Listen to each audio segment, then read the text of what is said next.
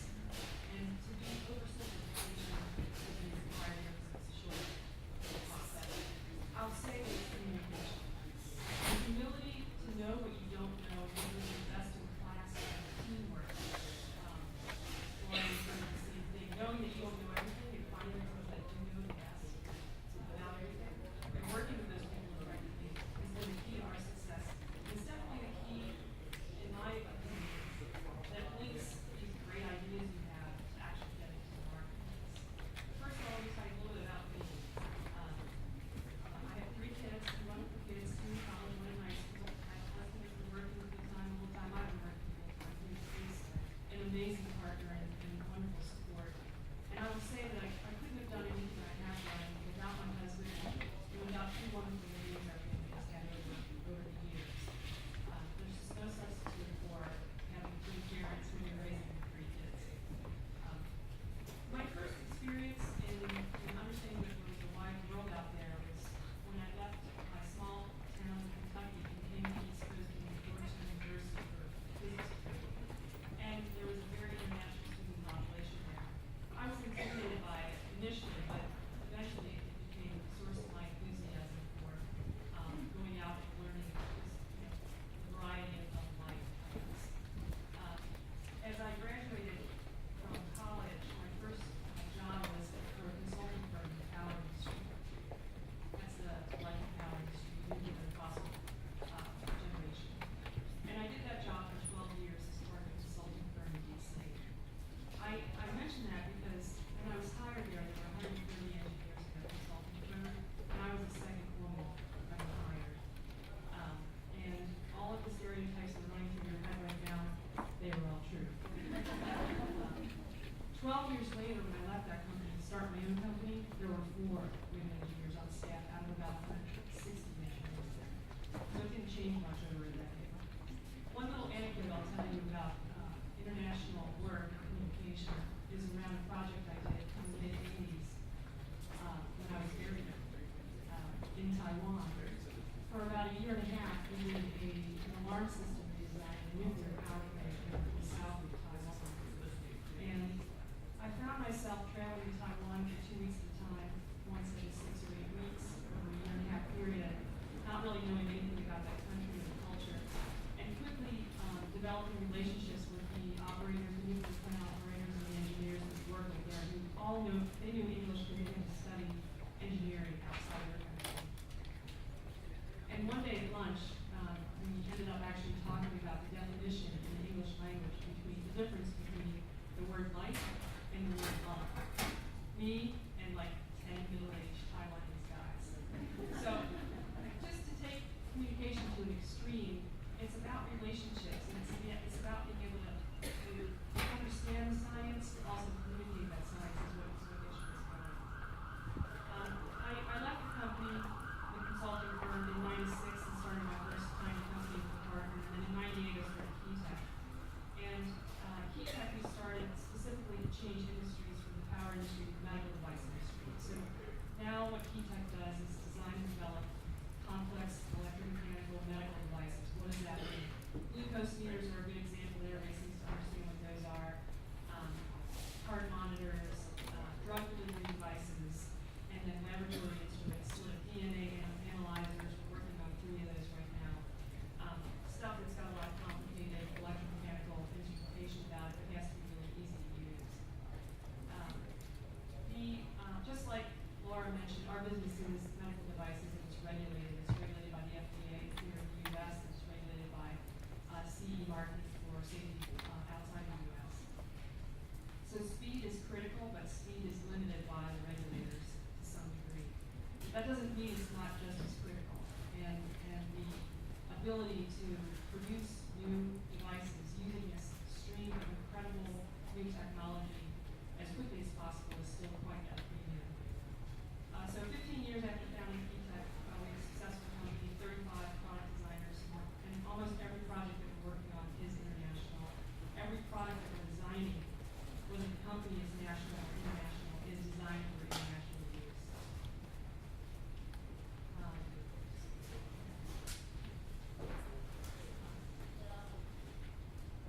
So I guess one of the things I want to talk about, a little vignette we think about, is the rise of the Asian medical device markets. And everybody knows about the rise of the economies in China and India and related Asian countries. But just from my perspective, I'll tell you that 20 years ago, the medical device market was mainly in the U.S. and Europe. And manufacturing was beginning to migrate to China, mainly cost reasons, right? You could get it made cheaper in China because they started to understand the regulatory environment. That's why people were going to Asia. I'll say about 10 years ago, engineering and design began to shift from the U.S. to India for the same reason. Lots of smart people there, they can work less expensively than design and developing engineers come here. But over the past 10 years,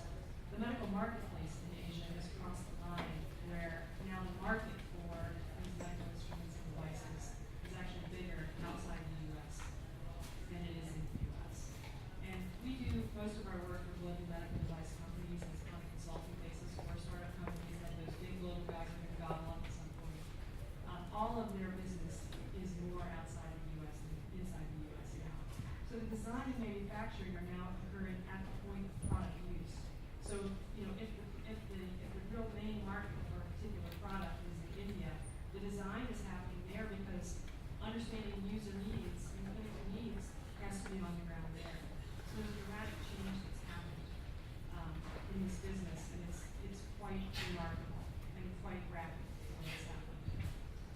The rise of regulatory and pricing uncertainty in the U.S., FDA, you hear it on the radio every other day. It's just hard to get stuff approved through the FDA. It takes time, as well as Medicare and the whole Obamacare uncertainty around what you're going to be able to sell your medical product for in the U.S. is all accelerating that. So even more so, products are going outside the U.S. first and then coming here later. As a result, in my business, the design teams that we're working on are increasingly international. So our company is usually working on between 8 and 10 products at a time. And any one of those products has got a design team working on it that involves computer engineers, electrical engineers, mechanical engineers, clinicians, pharmacists sometimes, and other scientific people as well as consumer product designers. And these days, these product teams are made up by multi-companies. So it's not just my company working on product development. There's probably 5 or 6 different companies working on any one of these large product development projects. And now these companies are all over the world. So just for one example, we're working on a drug delivery device. The pharmacists are in Belgium. The client is in the UK. The designers are in Spain. The prototyping company is in Korea and we're working with plastic parts. The reagents are coming out of China. So these companies are getting on conference calls and WebEx, and technology has helped us do this much more efficiently. But again, returning to the role of women, I am just astounded at the ability of women to communicate across these teams. Men can do it too, but I would much prefer to have a woman in charge when these conversations are happening across all these different companies.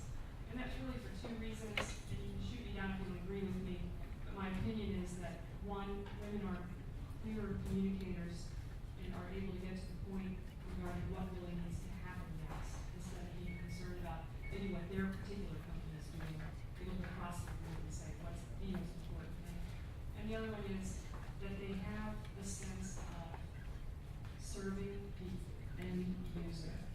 That women, more than men, want to make a real impact in their time, in their careers, and they're much more focused on making a product that's going to serve the end user than they are on, everyone is, but women seem more focused on that than they are on sort of the prestige of medical development and everything.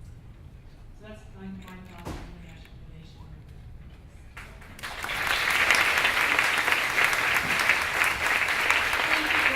Thank you, Jenny. I told you, both entrepreneurs, both innovators. Now we have about 15 minutes. I don't know where the clock person is, but I think I have 15 minutes on my watch. What I want to do right now is build on what we're talking about around innovations and entrepreneurship. We have a number of companies in the audience, many more that I don't even know, but I know we have companies in the audience like Lupin, like Tesco, like McCormick, all of whom have done a great deal of innovations within their own business. And I wondered if I could ask some of them and other companies here to build on what you've heard. Where have you seen innovations within your own company? What have you learned about innovations within your own companies? So we're going to start out. I asked my colleague from Lupin already. I told her that I might call on her. I gave her a sneak preview of this. Can I ask you to speak first?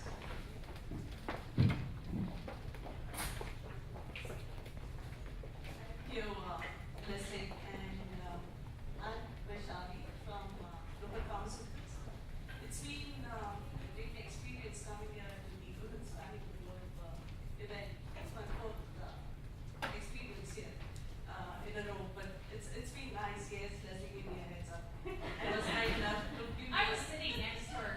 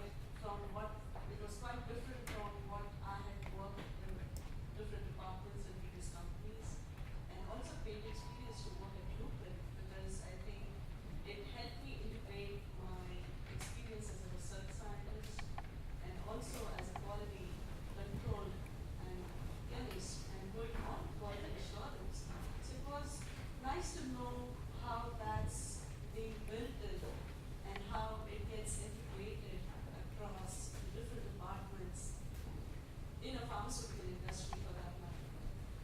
In Lupin, I think it's more or less innovation based because the founder, making leap in making, he comes from the academic field, and Vicky believed in making affordable medicines around the country as well as across the world. And that's when Lupin was founded, and Lupin has evolved from like more than 45 years ago. And I think it's going strong in its innovation there because we've now become the 5th largest company in India. And also, I think we're becoming close to the 5th largest in US also by prescriptions. We have like today over more than 45 branded products, and we're also trying to grow across in brand products. We have some branded products in the US market here, and US, Japan, and Australia, those are more of the countries from where most of our revenues come in, and we're making a very strong presence there through our innovations which are happening across in the research center that we have based in India. We have over 1,200 scientists out there in India who regularly strive to put in their ideas and make these generics and across different segments of cardiovascular as well. So it's been an amazing week. Thank you so much.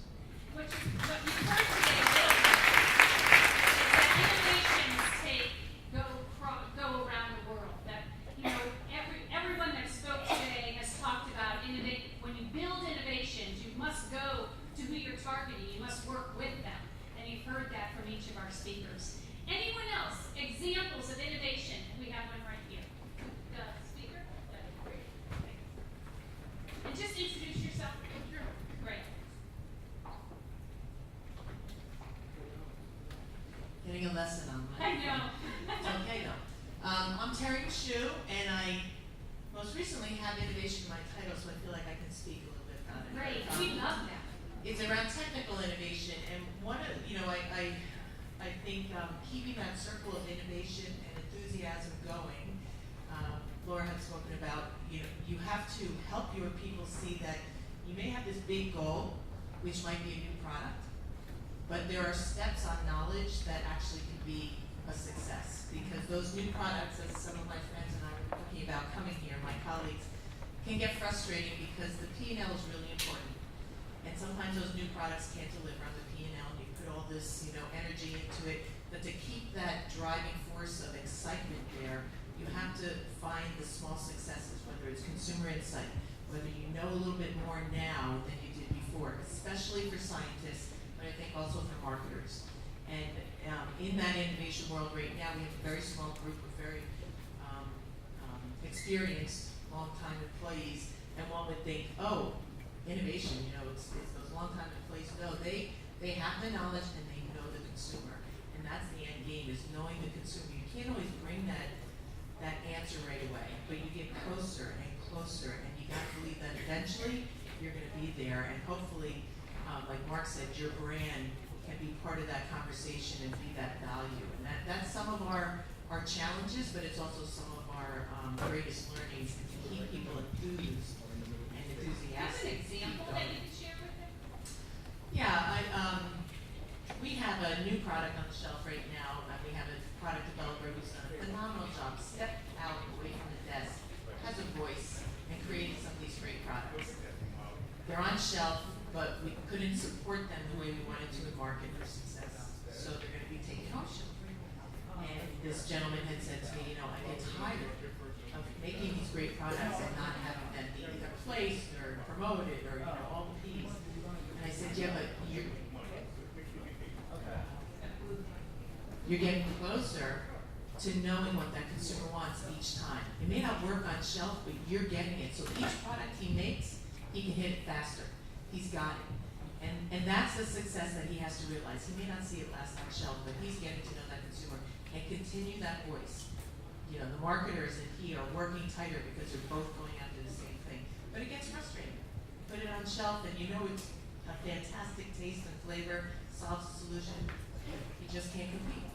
So we'll get there. Thank you. We see that with Chicago as well. You know, we have many products that we've been testing, and you know, we believe so strongly. We know, you know, there's one right now we're looking at for preeclampsia, something that I'm sure in this audience some women have had. And you know, it's gone through many phases, and you still have to keep driving. And we're working with midwives and nurses and physicians around the world to get this, because there's no way to screen women in developing world for preeclampsia. But we have to keep going, and we learn every step of the way what the conditions, what's going to happen with the conditions there, what about the workers there, and I think it's part of keeping that company going, keeping that business going. Other comments? Yes. Wait, hold on. There's one over here. Yes. Hi, I'm Marie. I didn't see you back there. I'm sorry. That's okay. I'm Marie Getzig. I had the privilege of joining you a few years ago when I was with Nestle, and I am now with a firm called Commissioning Agents. We primarily do commissioning and validation in the pharmaceutical space. So yesterday I had the privilege of going to the ISBE conference, which is right around the corner, and listening to Andy Skibo of MedMen speak. It was very inspiring. But what I wanted to share with you is kind of my experience having been in. Now, many of you probably have engineering degrees. I don't know, do a lot of people have engineering degrees, backgrounds? A little bit. Science backgrounds, right, and research, and my passion is in maintenance and reliability. And that seems like, oh my gosh, Marie, you don't get to innovate, you just get to go maintain all the stuff everyone else designs. But that's really not true. So our firm, the firm I finally joined, is an ESOP, and I want to talk about the interesting factor that brings out in the people that are part of this firm, because we're an employee stockholder firm. So it brings some very interesting aspects to supporting leadership, innovation, and entrepreneurialism. For 17 years, our firm has been writing the guidance documents for ISP and helping pharma companies be able to navigate how to meet regulatory requirements more quickly. Speed to market is incredibly important, and I actually find myself saying we can get more reliable equipment, but we have to find ways to inspire the OEMs and individuals to embrace more proactive thought process behind how they're going to put this equipment in place, so that we've got the training, the commissioning, the maintenance plans in place proactively, and that we're not doing so much intrusive work. We're doing on-condition monitoring, using the predictive technologies, using the instrumentation out there to monitor our equipment and make it work for us. But then what I really want to tell you, so when I did join CAI, it was because of a 20-year relationship with a Navy nuclear submarine guy that wrote for me back at Unilever in the early 90s. And two colleagues wrote the maintenance and reliability business plan and said, and it went to the board, and they said, well, we don't really think there's enough perspective about what's going on in the industry for you to get this business plan approved. And one of my colleagues said, well, then you need to go hire Marie. And I was so touched by that, because they brought me on, I got to write the business plan. I literally had 5 minutes to sell it to the firm of 160 people at that time who I'd never had a chance to meet.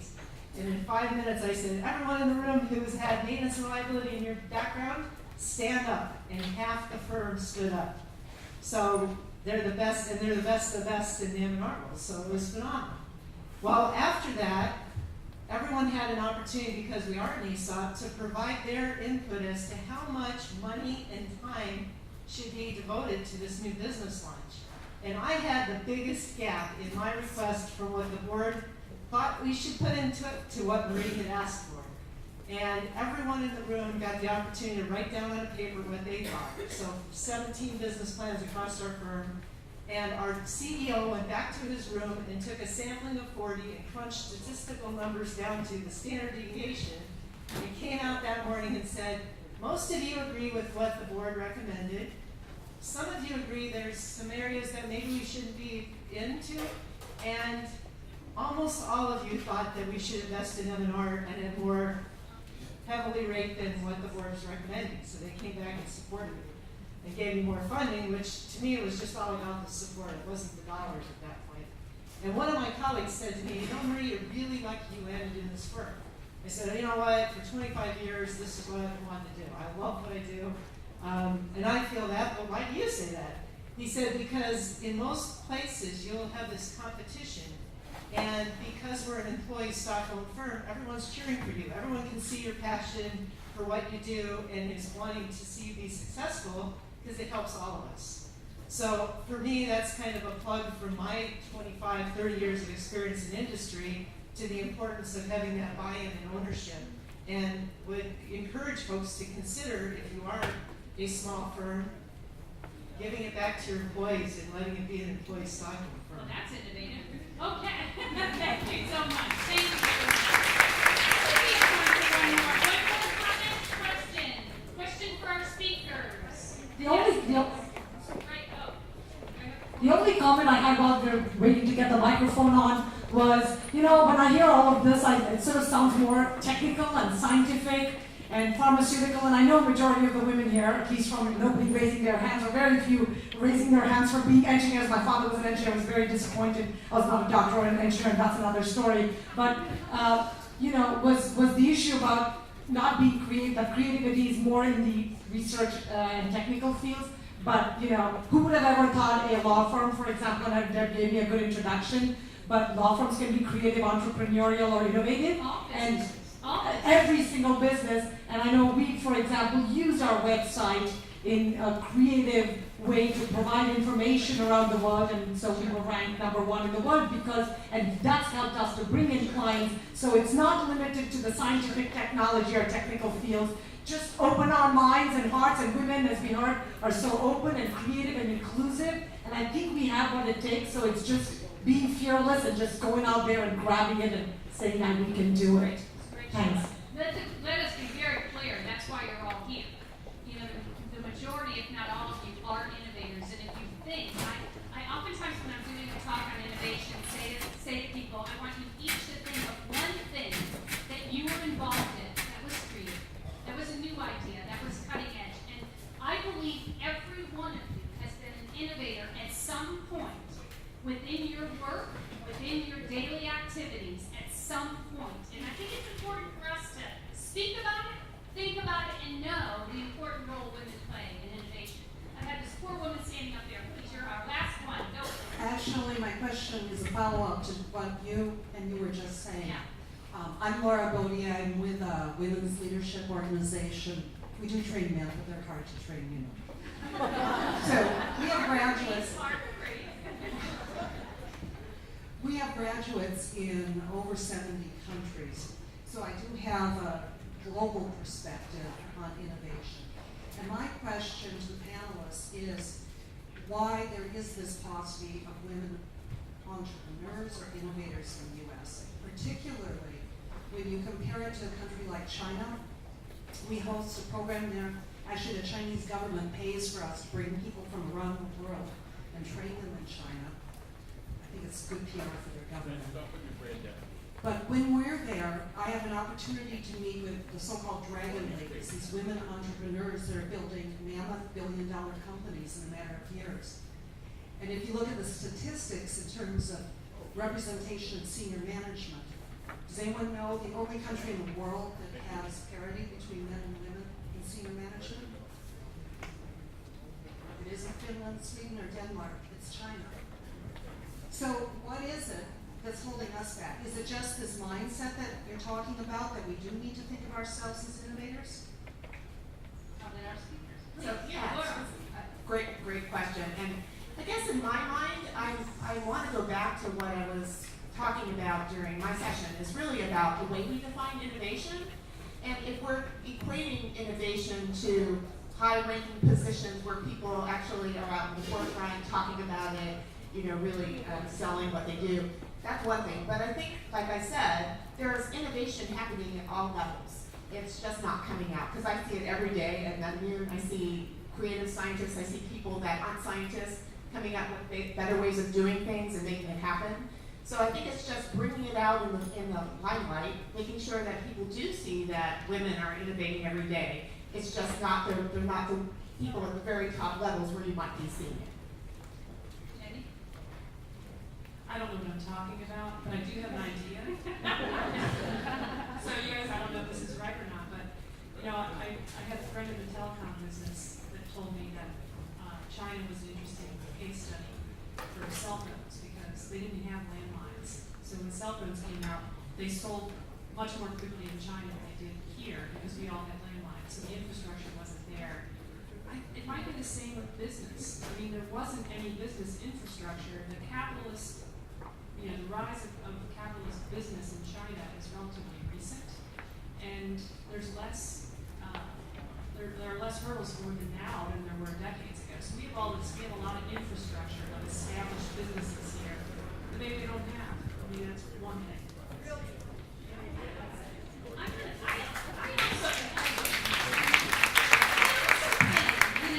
Mark mentioned before Garrison Forest. I've had the distinct privilege to work with a number of girls at Garrison Forest, as well as St. Paul's recently. I absolutely have incredible optimism, incredible hope. Sitting with these young women, their ideas, they have utilized their ideas with Tobago. They have been involved giving us ideas for social media, giving us ideas for marketing. It has been incredible. And I would tell you that I walk away every time I'm with these young women and go, okay, we're gonna see a revolution. It is happening now. And I do believe there's a lot going on that we don't talk about and we don't share with others. But I have so much hope when I'm out in these schools. So mark my words. Well, I have to close now. I'm going to let Deb turn back over to Deb. All right, a big round of applause for